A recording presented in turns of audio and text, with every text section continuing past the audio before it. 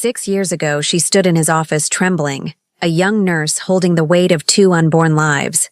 He laughed, called her a liar, threw her out like she was nothing. Now, the most feared man in the city has just seen his own face. Twice. 2 6-year-old boys with his eyes, his smile, his blood. But while he's been building an empire on fear, their mother has been dying in silence, and the only thing that can save her is him. This is the story of the man who had everything until he realized what he'd lost. Hello, beautiful souls.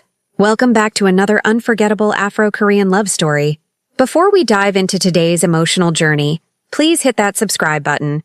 You'll be helping us reach our dream of 1,000 subscribers and bringing more powerful stories like this to life. Now, let's begin a tale of second chances, hidden truths, and a love that refused to die. He didn't remember her face. 6 years could bury a lot of things. Names, moments, the soft tremble in a voice asking for help. Alexei Han remembered numbers, debts, threats, the exact angle a man's neck broke when you applied the right pressure. But a young nurse with desperate eyes?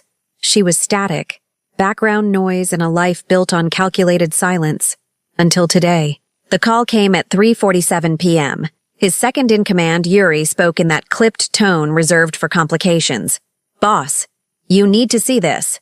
Alexei didn't look up from the contracts spread across his desk. Legal fronts for operations that would never see daylight. "Handle it. It's personal." That word didn't exist in Alexei's vocabulary. Nothing was personal. Everything was business. Even the people who thought they mattered. He exhaled smoke from his cigar. Slow and deliberate. "I don't have personal problems, Yuri. You do now." The cafe was too bright, too warm, too full of ordinary people living ordinary lives, unaware that 3 blocks away, men moved shipments that could collapse governments. Alexei walked in like winter itself. The temperature dropped. Conversations faltered. Eyes found sudden interest in coffee cups. Yuri gestured toward the window. 2 boys, maybe 6 years old, identical. Dark hair falling over foreheads, small hands sticky with ice cream, laughter that carried above the ambient noise. They were spinning on the sidewalk, chasing each other in circles, completely unaware they were being watched. Alexei's jaw tightened. It was like staring into a mirror that showed the past, the version of himself before the empire, before the blood, before he learned that mercy was a liability. Same sharp jawline, same deep-set eyes, same small scar pattern above the left eyebrow from a childhood fall. "Twins," Yuri said quietly. "Been asking around. Mother's name is Maya Okonkwo. Works double shifts at Mercy General. Raised them alone. Maya." The name detonated something deep in Alexei's memory. A young woman in scrubs standing in his office, voice shaking, hands folded over her stomach like she was protecting something sacred. "I'm pregnant. They're yours. I just thought you should know." He'd laughed. God, he'd laughed. Called security. Had her escorted out while she cried. Another woman trying to trap a powerful man with lies. He'd forgotten her before the elevator doors closed. "Where is she?" Yuri's expression shifted. Something close to pity, which Alexei didn't tolerate from anyone. "Hospital. She collapsed at work 2 days ago. Kidney failure. Stage 4. She needs a transplant." The boys outside spun faster, dizzy with joy, crashing into each other and erupting into giggles. Alexei felt something crack in his chest. Small, quiet, devastating. "Get me everything," he said. "Medical records, financials, who they talk to, where they sleep. I want to know what they eat for breakfast." "And the woman?" His silence was answer enough. Maya Okonkwo woke to the sterile smell of antiseptic and the distant beep of monitors. Her body felt like borrowed weight, heavy, unfamiliar, failing. The IV in her arm pulled when she tried to sit up. A nurse she didn't recognize adjusted the drip. "Easy, hun. You gave us a scare." "My boys. With your neighbor. They're safe." Safe. The word felt fragile. Nothing had been safe since the day she walked into Alexei Han's office and shattered her own naive hope. She'd thought, what? That he'd care? That a man who ruled the underworld with calculated cruelty would suddenly soften for 2 unborn children. She'd been so stupid. The door opened. Not a doctor. Not a nurse. Him. Alexei Han stood in the doorway like a storm deciding whether to break. Expensive suit. Cold eyes. The kind of face that made people confess sins they hadn't committed. He looked at her the way you'd examine evidence. Clinical, detached, searching for weakness. Maya's heart monitor spiked. You, she whispered. Me. His voice was low, controlled. He stepped inside, and the room felt smaller. We need to talk about my sons. Your sons? The laugh that escaped her was bitter, sharp enough to cut. You threw me out, called me a liar. Now they're yours? DNA doesn't lie. Neither did I. Silence stretched between them, heavy, accusatory. He moved closer, and she hated that even now, even dying, part of her remembered what it felt like when he touched her. One night. One stupid, reckless night when she'd been young and he'd been different, softer, before she knew what he really was. They look like me, he said quietly. They are you, the best parts. Before you became this. Something flickered in his expression, almost human, almost regret. Then it was gone, locked behind that impenetrable mask. You're dying. I'm aware. I can fix it. You can't fix everything with money and threats, Alexei. Watch me. He leaned closer, and she smelled expensive cologne and smoke. I'm getting you a kidney. Best doctors. Private facility. Whatever it costs. Why? Her voice broke. Why now? Because you finally believe me? Because you saw them and realized you threw away? Because they're mine. Flat. Absolute. And I protect what's mine. They're not yours. You didn't earn them. I raised them. Alone. While I what? Built an empire? You think I knew? His control slipped. Just for a second. You think if I'd known I would've... He stopped. Exhaled. Reset. I'm not asking permission, Maya. I'm telling you what's going to happen. You're getting the transplant. The boys are going to know their father. And you... His eyes held hers, unflinching. You're going to let me fix what I broke. She wanted to scream, to fight, to tell him that love couldn't be commanded like his soldiers. But she was so tired. And he was right about one thing. She was dying.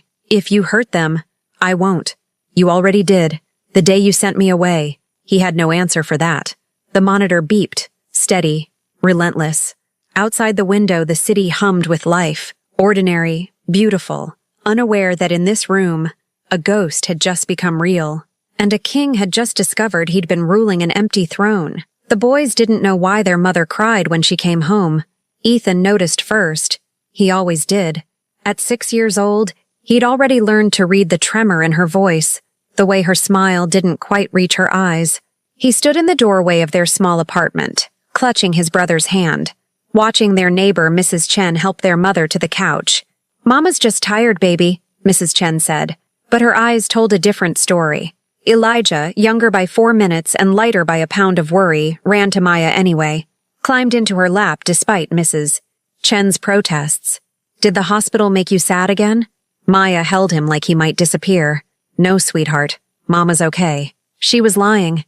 Ethan knew, but he was 6, and 6-year-olds weren't supposed to understand that mothers could break. We drew you pictures, Ethan said quietly, pulling crumpled papers from his backpack. 2 houses, 2 sons, 2 stick-figure families that didn't include a father because they'd never needed one. Maya pressed them to her chest. They're perfect. Mrs. Chen said a man came asking about us. Ethan continued, his voice careful, watchful. A scary man in a nice suit. The air changed. What man? Maya's grip tightened on Elijah. Mrs. Chen wrung her hands. I didn't tell him anything, just that the boys were safe. But Maya, he knew their names, knew where you worked. He left this. A business card, heavy stock, embossed lettering, Alexei Han, private investments. No phone number, no address. Just a name that carried weight in certain circles. The kind of circles where people disappeared when they asked too many questions. Maya's hands shook. He's not coming near them, she whispered. But even as she said it, she knew it was a lie. Men like Alexei Han didn't leave business cards as suggestions. They left them as promises. Alexei stood in the surveillance room watching grainy footage of 2 boys who shared his blood.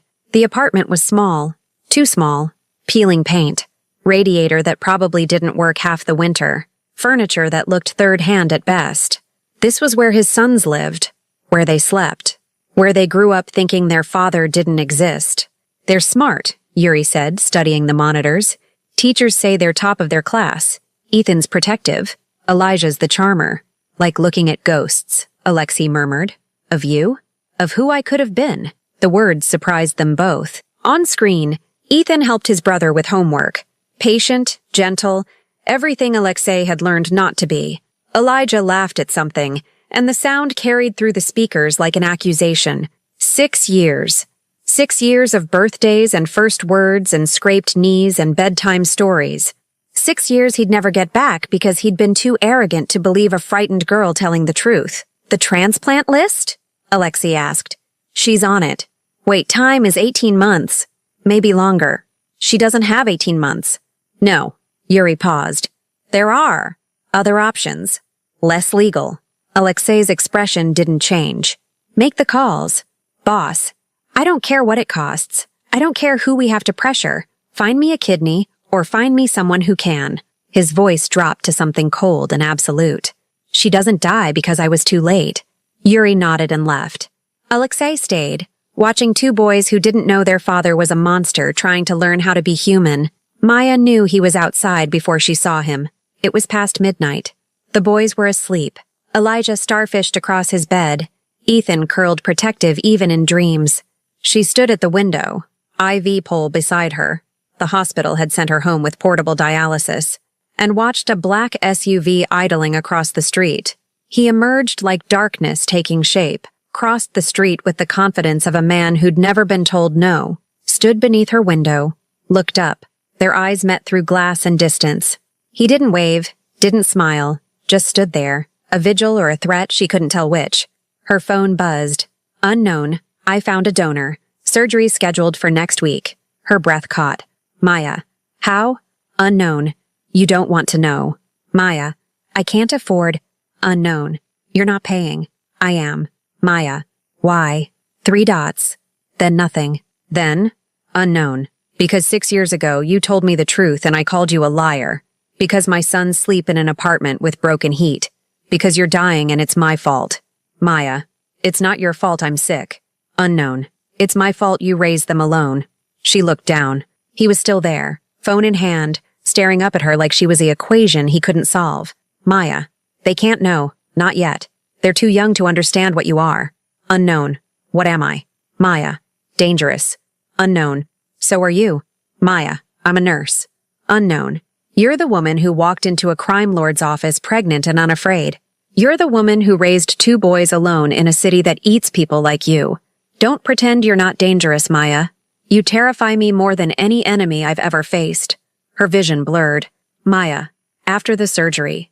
If I survive, we'll talk about them meeting you. Unknown. You'll survive. I'll make sure of it. Maya. You can't control everything. Unknown. Watch me. The SUV's engine started. He stood there one moment longer. A man who commanded empires, rendered helpless by 2 sleeping boys and a dying woman who'd once believed he could be good. Then he was gone. Maya slid down the wall, phone pressed to her chest, and let herself cry for the first time since the diagnosis. Not because she was dying, but because for the first time in 6 years, she wasn't carrying the weight alone, and that terrified her more than any illness ever could. In his penthouse across the city, Alexei poured whiskey he didn't drink and stared at a photograph Yuri had acquired. Maya, younger, smiling, standing between 2 toddlers with ice cream sticky faces. She looked happy. He'd stolen that from her. I'll fix it, he whispered to the empty room, even if it costs me everything. Outside, the city glittered, beautiful and brutal, and unaware that its most feared king had just discovered he had something worth losing. And in a small apartment across town, 2 boys slept soundly, dreaming ordinary dreams, not knowing their world was about to change forever. The hospital room was too white, too clean, too full of machines that beeped promises they might not keep. Maya lay small against sterile sheets, IV lines running like rivers mapping her survival. Pre-op. 6 hours until surgery. 6 hours until a stranger's kidney, acquired through methods she'd chosen not to question, would either save her or become her beautiful grave. The boys didn't understand why they couldn't stay. Mama needs rest before her big surgery, Mrs. Chen had explained, ushering them toward the door. Elijah cried. Ethan stayed silent, but his eyes, Those eyes that looked too much like their father's held questions a 6-year-old shouldn't have to ask. Will you come home? Maya had kissed their foreheads and lied with her smile. I'll see you tomorrow, my loves. Now the room felt haunted by their absence. The door opened without knocking. Because men like Alexei Han didn't ask permission, not even from hospital staff who tried to enforce visiting hours. He filled the doorway. Expensive coat dark against the fluorescent lighting, face unreadable. In his hands, something small and bright. 2 drawings. The ones the boys had made. The stick-figure families with their crayon sons. They left these at the nurse's station, he said quietly. Asked me to make sure you got them. Maya's breath caught. You saw them? From a distance. He stepped inside, and she noticed what she'd missed before. The tension in his shoulders, the careful way he held himself, like a man defusing a bomb. I didn't approach. You asked me not to, but you were here. I'm always here. He set the drawings on her bedside table with a gentleness that seemed wrong on hands she knew had ended lives. Every day since you were admitted. Watching. Making sure. Making sure of what? That you're safe. That they're safe. That the doctors I'm paying obscene amounts of money to are doing their jobs. He pulled a chair close, not touching her but near. That you don't disappear before I can. He stopped, looked away. Before you can what? Maya pressed. Apologize. The word landed between them like something fragile. Alexei Han didn't apologize. He commanded. Destroyed. Rebuilt empires from ash and fear. But here, in this 2-white room, he looked almost human. I should have believed you, he continued, voice low, controlled, each word measured like it cost him. 6 years ago. You came to me terrified and honest, and his jaw tightened. I destroyed you because I couldn't imagine someone wanting nothing from me except the truth. You thought I was lying. I thought everyone was lying. It's how I survived. He finally met her eyes. But you weren't. And I sent you away. Sent them away. And now you're here because your body's failing from the stress of raising 2 children alone while working yourself to exhaustion. That's not. It is. Firm. Absolute. I checked your medical records, Maya. Every hospitalization, every missed payment you worked double shifts to cover, every time you chose their food over your medication. His voice cracked, just slightly. You've been dying by degrees because I was too much of a coward to face what we made. Tears burned her eyes. They're not a mistake. No, they're the only real thing I've ever created. He leaned forward, elbows on knees, and for a moment looked like a man confessing sins to a god who'd stopped listening. I've built an empire on fear, on violence, on making people disappear when they become inconvenient. But those boys... He pulled out his phone, showed her photos she didn't know existed, Ethan helping Elijah tie his shoes, both of them laughing at the playground, sleeping curled together like quotation marks.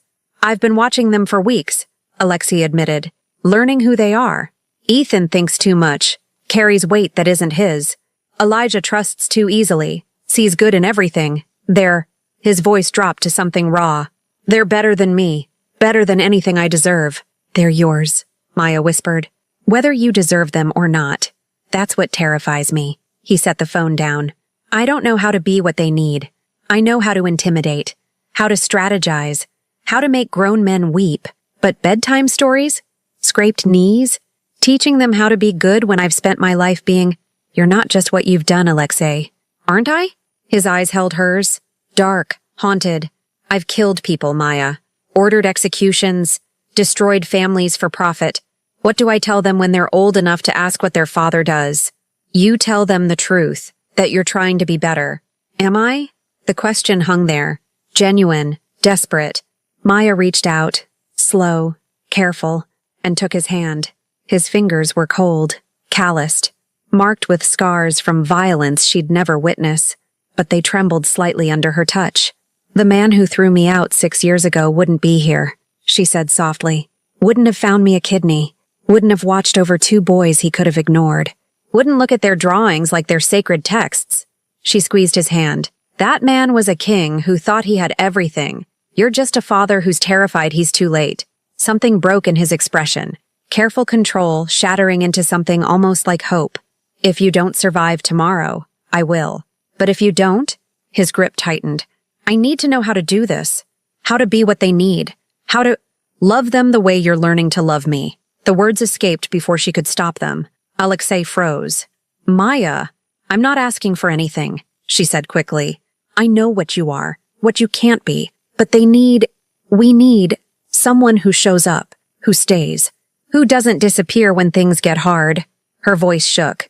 Can you do that? Can you be present even when it's terrifying? I don't know. That's the most honest thing you've ever said to me. He laughed, sharp, broken. I've toppled governments, moved millions in untraceable accounts, made senators disappear. But 2 6-year-olds and their dying mother have me completely paralyzed. Good, Maya smiled. That means you care. I do. He brought her hand to his lips. Not a kiss, just contact. Connection. More than I've cared about anything in a very long time. And he searched for words. Terrifying. Welcome to parenthood. The monitors beeped their steady rhythm. Outside, the city hummed with ordinary life. Inside this room, a crime lord and a nurse held hands across an impossible divide. When you wake up tomorrow, Alexei said quietly, I'll be here. And the day after. And the day after that. I can't promise I'll be good at this. Can't promise I won't fail them. But I promise I'll stay. That's all they need. All I need. Even knowing what I am. Especially knowing what you are. She smiled. Sad. Hopeful. Because if a man like you can choose love over power, maybe there's hope for all of us. He had no answer for that. Just held her hand as the sun set through hospital windows, painting them both in gold and shadow, 2 broken people trying to build something whole from the wreckage of their past. And somewhere across the city, 2 boys slept soundly, not knowing that tomorrow, their mother would fight for her life, and their father would finally learn what it meant to pray. The surgery took 9 hours. Alexei knew because he counted every minute. Sat in a private waiting room his money had secured, surrounded by leather furniture that cost more than most people's cars, and learned what powerlessness felt like. He'd made calls, threatened the surgical team's predecessors, offered bonuses that could buy small islands. None of it mattered now.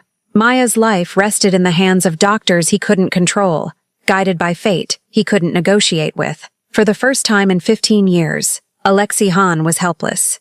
Yuri brought coffee he didn't drink. The boys are asking about her. What did you tell them? That their mother is very strong. That she's fighting. Yuri paused. Mrs. Chen is with them. They drew more pictures. Want to show her when she wakes up. When, not if, as though certainty could manifest reality. I need to meet them, Alexei said quietly. Properly. Not watching from cars. Not surveillance footage. Is that wise? If this goes wrong, it won't. He said it like a command to the universe. It can't. Boss, you don't control biology. I control everything else. But even as he said it, the words felt hollow. He couldn't control the way his hands shook. Couldn't control the images flooding his mind. Maya's smile from 6 years ago. The boy's laughter. A future that might end before it began. His phone buzzed. A message from an unknown number, but he knew the source. One of his contacts inside the OR. Kidney is integrating. Vitals stable. She's fighting. Alexei exhaled for what felt like the first time in hours. She's going to make it, he whispered. You don't know that. I do. He looked at Yuri, this man who'd stood beside him through wars and betrayals, who'd never seen him crack. Because she promised those boys she'd come home, and Maya doesn't break promises. She woke to voices. Soft. Gentle, reading something with the careful pronunciation of someone for whom English was a learned language.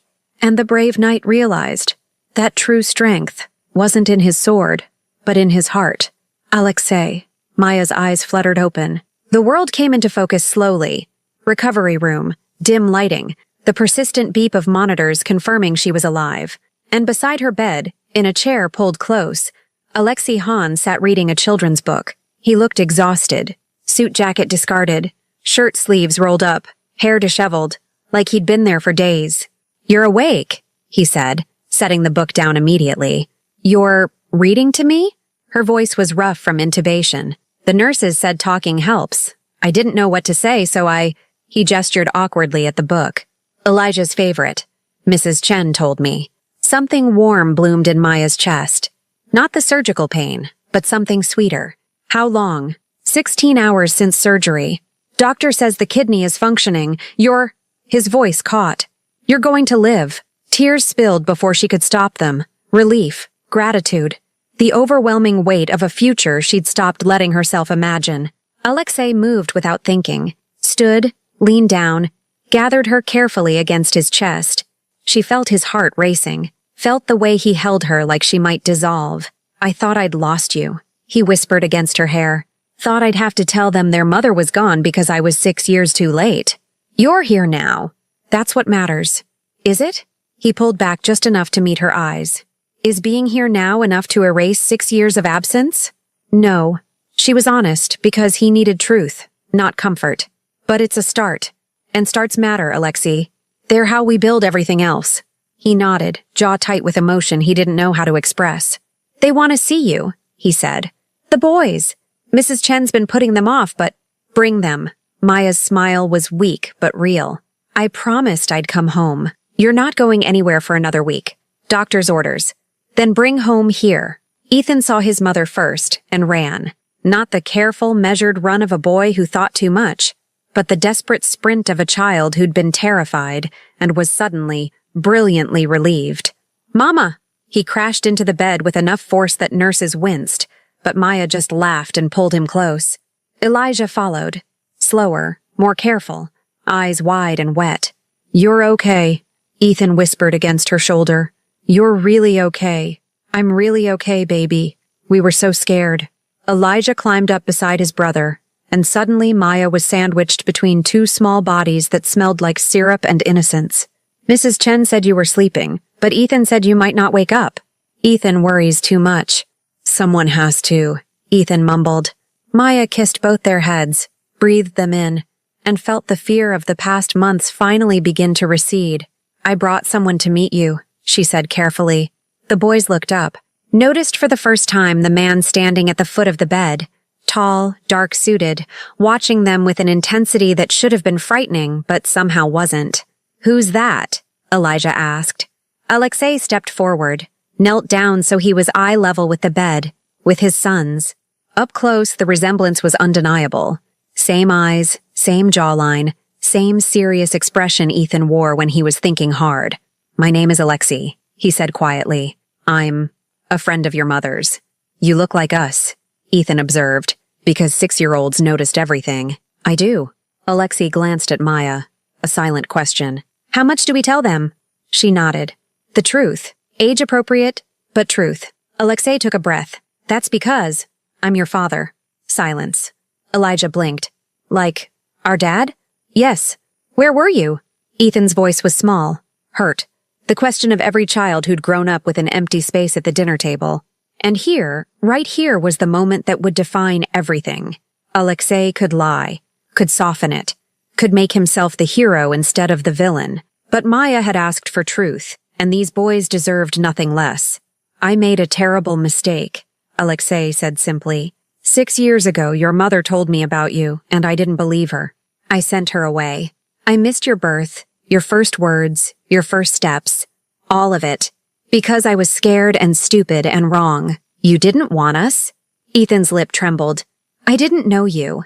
And that's not an excuse. It's just the truth. But now I do know you. I've been watching you both for weeks. Learning about you. And Ethan? He looked directly at his son. This small, serious boy who carried too much. You're brave and protective and so smart it terrifies me. And Elijah? You're kind and funny and you see good in everything. You're both extraordinary. And I know I don't deserve to be your father, but if you'll let me, I'd like to try. Will you leave again? Elijah asked. No. Promise? I promise. Ethan studied him with those two old eyes. Mama says promises are serious. They are, and I've never broken one. Alexei extended his hand, formal, respectful. So I'm promising you both, I'm not going anywhere. Even when it's hard, even when I mess up, I'll stay. Ethan looked at his mother. She nodded, smiling through tears. Slowly, carefully, Ethan took Alexei's hand and shook it. Okay, but if you make Mama cry again, I'll be really mad. That's fair. Elijah, less cautious, simply launched himself off the bed and into Alexei's arms. Can you teach us cool stuff? Like, business stuff? Alexei caught him automatically. this small, warm weight of trust he hadn't earned. I can teach you whatever you want to learn, even how to be brave like you. Something cracked in Alexei's chest. You're already braver than me, Elijah. Both of you are. Maya watched through tears as her sons met their father, watched Alexei hold them with the careful reverence of a man holding something infinitely precious and fragile, watched fear and hope and love transform someone who'd forgotten how to be human. We have a lot to figure out, she said softly. Alexei looked at her over the boys' heads. This woman who'd survived his cruelty, his absence, his return. We have time now. That's what matters. And for the first time in 6 years, Maya believed him. Recovery was slower than impatience allowed. Maya spent 2 weeks in the hospital learning to trust her new kidney, her new future, her new reality where the father of her children appeared every morning with coffee and children's books and an awkwardness that was almost endearing. Alexei didn't know how to be gentle, but he tried, brought puzzles the boys could do at her bedside, hired a teacher to keep them on track with schoolwork, sat through medication schedules and doctors' explanations with the focus he usually reserved for territory negotiations. He was building something, not an empire this time, but a family, and he had no blueprint for it. You don't have to be here every day, Maya said on day 9, watching him help Elijah with fractions. Where else would I be? Running your business. She still didn't say the word, couldn't reconcile the man reading math problems aloud with the crime lord who made people disappear. Yuri handles it. I handle this. He glanced at her. Unless you want me to leave? No, I just don't want you to resent us for changing your life. Alexei set down the textbook, looked at her with those dark, unreadable eyes. Maya, you didn't change my life. You gave me one worth living. Ethan, coloring in the corner, looked up. That's really romantic, Dad. Dad.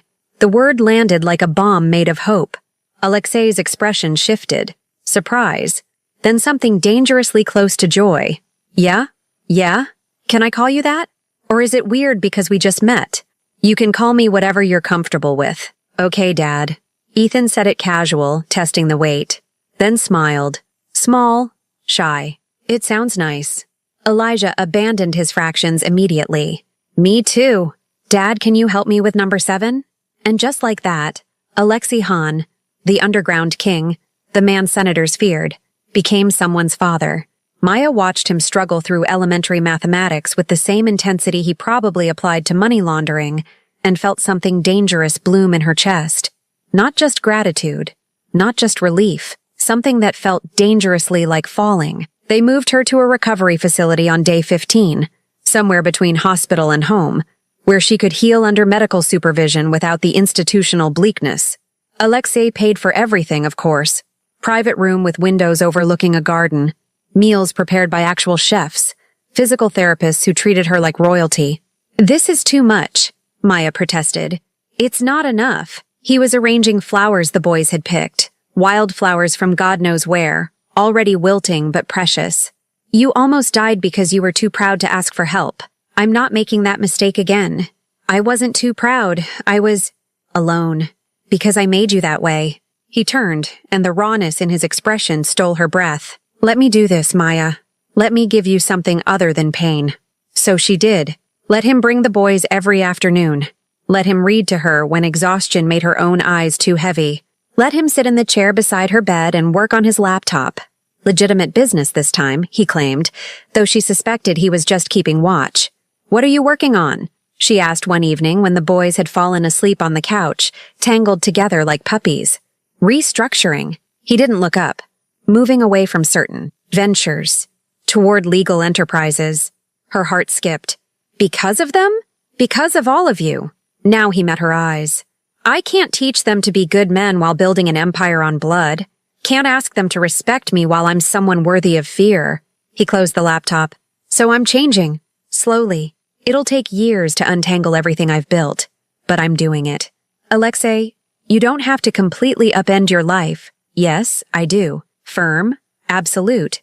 Because the alternative is watching them grow up and eventually learning what their father really is. And I won't survive the look in their eyes when they realize I'm a monster. You're not a monster. I've done monstrous things. And you're choosing to be better. That's what matters. He studied her, This woman who saw him clearly and somehow didn't run. You should hate me. I tried. Didn't take. A smile ghosted across his face. Rare. Real.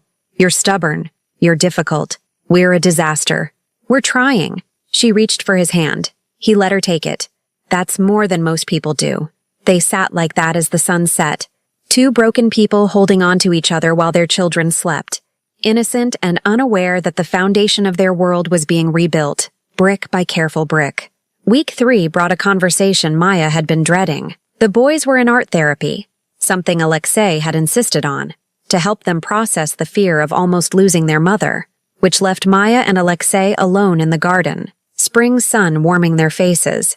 We need to talk about what happens next, she said. You come home. The boys return to school. We figure out custody. It's not that simple. Why not? She turned to face him. Because I don't know what we are, Alexei. Are you their father who visits on weekends? Are you? More than that?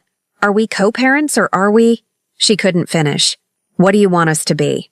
The question hung between them like a bridge she was terrified to cross. I don't know, she whispered. 6 years ago, we had one night. One beautiful, reckless night where you were different. Softer. Before I knew what you were. And then you broke me. Sent me away pregnant and terrified. I can forgive that for the boys' sake. But I can't forget it. I'm not asking you to forget. Then what are you asking? He took her hand. Both hands now, cradling them like something precious. I'm asking for a chance. Not to erase the past, but to build something better from it. I'm asking if you can imagine a future where I'm not just their father, but... He swallowed hard. Yours. Her breath caught. Alexei, I know it's too soon. I know I haven't earned it. But Maya, I look at you and I see the only person who's ever made me want to be better. Who's ever looked at what I am and seen who I could be. His voice dropped. I'm falling in love with you. Maybe I already have. And it terrifies me more than any enemy I've ever faced. Tears spilled down her cheeks. You can't just say things like that. Why not? Because I'm already half in love with you and I hate myself for it. The confession burst out raw and honest. I should be smarter, should protect myself, should remember what you did. But when you read to the boys, when you hold my hand, when you look at me like I'm something sacred, I forget to be angry. And that terrifies me. Then be terrified with me. He pulled her closer. Let's both be scared and stupid and trying. Let's build something neither of us knows how to build. What if we fail? What if we don't? She laughed through tears. That's a terrible argument. It's the only one I have. He cupped her face, gentle, reverent. I can't promise perfection. Can't promise I won't mess up. But I can promise I'll stay. I'll fight. I'll choose you and them every single day. Is that enough? Maya looked into the eyes of a man who'd destroyed her and saved her, who'd been absent and present, who was everything she should avoid and everything she somehow needed. Ask me again in 6 months, she whispered, when the boys are settled, when you've proven this isn't just guilt or obligation. Ask me then. And if I do? If I prove I'm serious? Then maybe, she smiled. Maybe I'll say yes. He kissed her forehead, not her lips, not yet, but a promise of eventually. 6 months. I can work with that. Can you? Because I have conditions. Name them. Therapy. For you. To process whatever made you who you are. Done. Legitimate business only. I won't raise our sons in the shadow of violence. Already working on it. And Alexei? She met his eyes. If you hurt them, if you leave, I won't forgive you twice. I won't give you reason to. They sat in the garden as spring bloomed around them, holding hands and imagining a future that 6 weeks ago hadn't existed. And somewhere in art therapy, 2 boys painted pictures of a family, complete now, with a father who'd learned how to stay. 6 months felt like both forever and no time at all. Maya stood in the doorway of a house she didn't recognize. 3 bedrooms, backyard with swings Alexei had installed himself, poorly, but with determination. Kitchen that smelled like fresh paint and new beginnings. It's too much, she said for the 100th time. It's home. Alexei appeared behind her, carrying boxes labeled in Ethan's careful handwriting. Our home, if you'll have it. The boys had already claimed their room, bunk beds they'd picked out themselves, walls painted the blue of summer skies. She could hear them laughing, arguing over who got the top bunk, sounding like children instead of small adults who'd grown up too fast. You kept your promise, Maya said quietly. Therapy, legitimate business, showing up every single day. I told you I would. People say a lot of things. I'm not people. He set the boxes down, turned to face her. I'm the man who spent 6 months learning how to be a father, how to make pancakes that don't burn, how to braid hair, badly, how to read bedtime stories without making them sound like hostile takeover negotiations. She laughed despite herself. You're getting better. Ethan says I still sound too scary during Goodnight Moon. You terrify the moon itself, but not you, not anymore.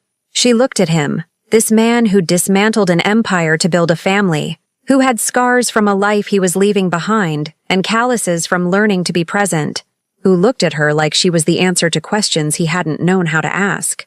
Ask me, Maya whispered. Ask you what? What you promised to ask. In 6 months. It's been 6 months, Alexei. Understanding dawned in his eyes. He reached into his pocket, and her heart stopped because surely he wasn't. A key. Simple. Silver. Move in with us, he said. Not as the mother of my children, not as someone I'm obligated to, but as the woman I love, who I want to wake up beside, who I want to build every tomorrow with. He pressed the key into her palm. Make this house a home, Maya. Make me better than I was. Say yes. She looked at the key, at him, at the future spreading out like an unwritten story. Yes, she breathed. Yes to all of it. He kissed her then, finally, after 6 months of waiting, soft and desperate and full of promises neither of them knew how to keep, but would die trying. Dad, Mama, we decided. Elijah's voice carried from upstairs. We're sharing the top bunk. That's structurally impossible, Alexei called back, but he was smiling. You taught us anything's possible if we negotiate. Maya laughed against his chest. You've created monsters. I've created miracles. He held her tighter. We both have. Outside, spring surrendered to summer. Inside, a family that shouldn't exist, built from broken things and second chances, began writing their story. Not perfect, not easy, but theirs. And in the end, that was the greatest empire Alexei Han had ever built. The end. Sometimes the strongest men are the ones who learn to kneel. Sometimes love is just showing up again and again until broken things become whole. And sometimes family isn't what you're born into. It's what you choose to build, one imperfect day at a time.